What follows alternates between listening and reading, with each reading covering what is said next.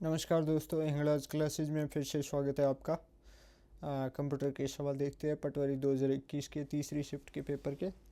सवाल है डैश आपके कंप्यूटर को मैलिशियस सॉफ्टवेयर के विरुद्ध सुरक्षा में सहायता नहीं करता है। Dash does not help in guarding your computer against malicious software. Option A Windows firewall, option B Windows defender, option C browser, option D antivirus software.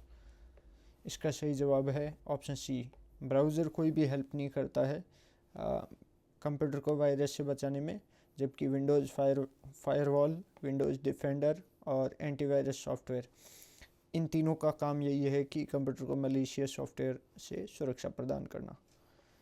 अगला सवाल है रैम कहाँ पर स्थित होती है। Where is RAM located. Option A motherboard, option B expansion board, option C external drive, option D इनमें से कोई नहीं। इसका सही जवाब है ऑप्शन ए मदरबोर्ड। मदरबोर्ड के ऊपर रैम के स्लॉट होते हैं, उनमें रैम फिट की जाती है, तो ऑप्शन ए सही है। अगला सवाल है डैश यूज़र के डेटा या प्रोग्राम को स्टोर करने के लिए प्रत्यक्ष रूप से प्रयुक्त होता है। Dash is directly use to store users data और प्रोग्राम। Option A folder, option B file, option C recycle bin, option D इनमें से कोई नहीं।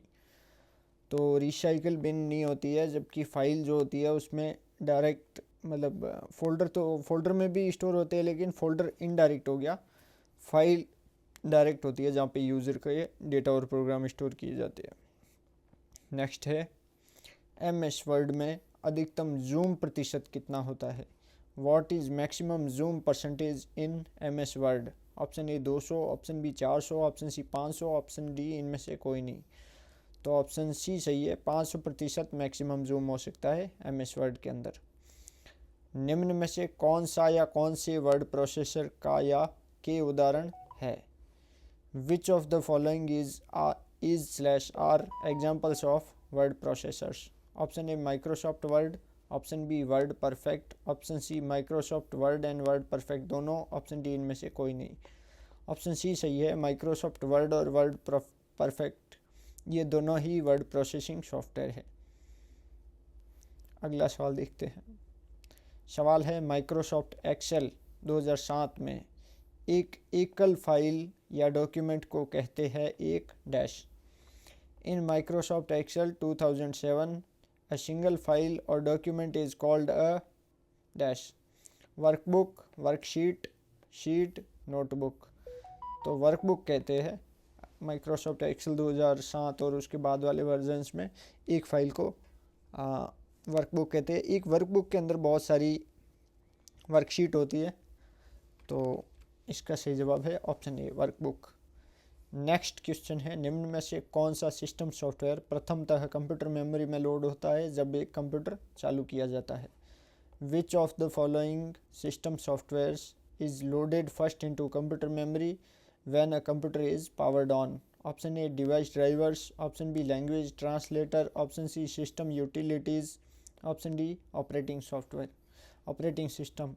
ऑप्शन डी सही है, ऑपरेटिंग सिस्टम सबसे पहले कंप्यूटर की मेमोरी में लोड होकर प्रोसेस होता है, या फिर सबसे पहले कंप्यूटर की मेमोरी में लोड होता है कंप्यूटर पावर ऑन करने पर। नेक्स्ट है निम्न में से कौन सा ठोस अवस्था स्टोरेज डिवाइस का एक उदाहरण नहीं है। Which of the following is not an example of solid state storage device. Option A DVD ROM, option B memory card, option C USB flash drive, option D इनमें से कोई नहीं। तो DVD रोम जो है वो सॉलिड स्टेट स्टोरेज नहीं है, बाकी दोनों है मेमोरी कार्ड और USB flash drive solid state storage का उदाहरण है। सवाल है डिवाइसेज जैसे कि मॉनिटर तथा प्रिंटर जो कंप्यूटरों से जुड़े होते हैं कहलाते हैं। Option A system devices, option B input devices, option C peripheral devices, option D इनमें से कोई नहीं।